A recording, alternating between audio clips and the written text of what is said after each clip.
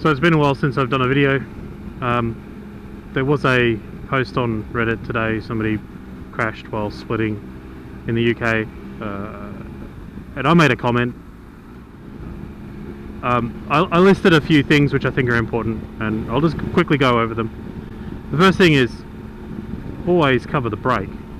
I'm always got my 3 fingers resting on the front brake, and I can immediately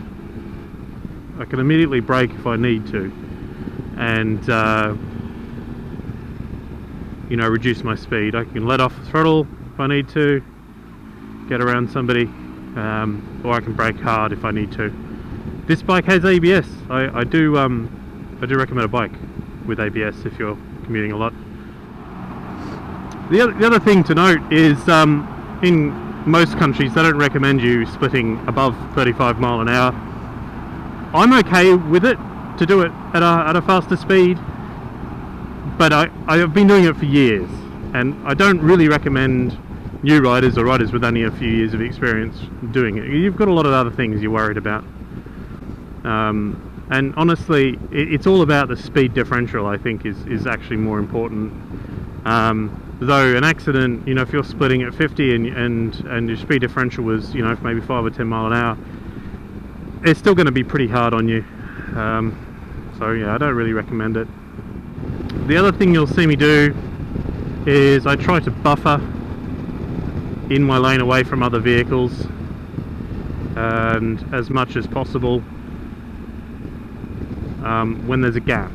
Now there's a bit of a gap here. I'm not really worried about him. I'm a little bit worried about him, so I'm moving over a little bit, and that's, you're creating a buffer space, really, just where there's a gap that somebody could go into it, and you're just moving over. All you're doing is you're giving yourself another 50 milliseconds of reaction time, maybe,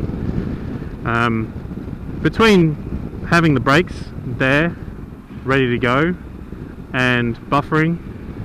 You should give you a good extra half second, I feel, of reaction time that you ordinarily wouldn't have. The other thing I do is, while I'm scanning ahead, I'm looking for people that are hugging the line. That signals to me that they're getting ready to change lanes. You know, if they're moving towards your lane, or, you know, the edge, the line of the lane, then they may be thinking about it. People tend to telegraph their thoughts while they're driving, and you get better at reading them. You'll notice in California we've got really wide roads on the 24. Other highways are not quite as wide as this, but the lanes are very wide on this highway, so I've got plenty of room. It's great. And in California a lot of people will move over in the lane for you, and it's much appreciated, so thank you for that. A lot of people tear up through these lanes, through the split, doing, you know, 90 mile an hour, and that's terrifying for people. I think it's stupid. I mean, I've done it because I'm an idiot, but you understand when you do these things, when you do take risks, that you're taking a risk. And I really do feel like many people that are riding, and I see riding around the Bay Area, which is what I see, and they take risks, I don't think they're fully aware of the risks that they're taking until they have an accident. And I strongly recommend anybody who's learning, who's new to riding, who's never had an accident, to really think about, you know, how much you're willing to risk, because the consequences, the long-term consequences, can be devastating.